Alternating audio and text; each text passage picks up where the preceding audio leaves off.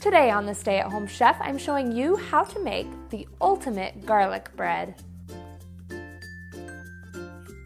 This garlic bread is so good. My friends say it's addicting and that they can't get enough.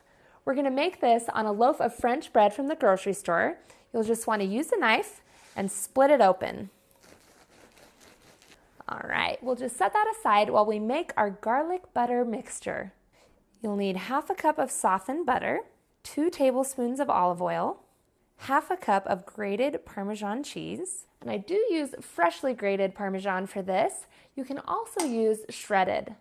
A tablespoon of dried basil and a teaspoon of oregano, 4 crushed garlic cloves, and then half a teaspoon of salt and a 1/4 teaspoon of black pepper. I just use a knife to mix this all together. Once it's all mixed together, we're going to spread this directly onto our French bread. You just want a nice even layer.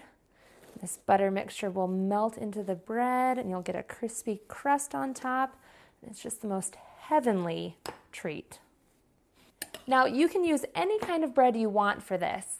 Today I'm using French bread, but I've also used sliced artisan breads or even just sliced white bread from a bag. Once they're covered, you'll want to transfer these to a baking sheet, and we're going to pop them under our broiler.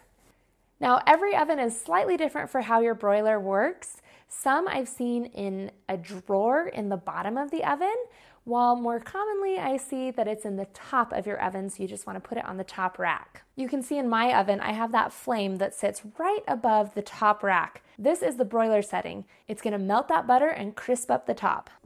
Make sure you're watching it closely because it really only takes a few minutes for it to brown on top, and you don't want to burn it. Once it's a beautiful golden brown, go ahead and remove it from the oven. Then you can go ahead and slice it up for serving.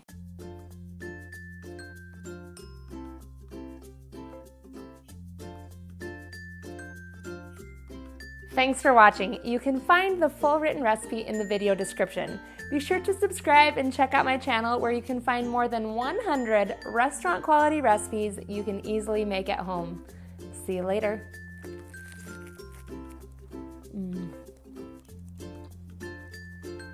I could eat a million of these.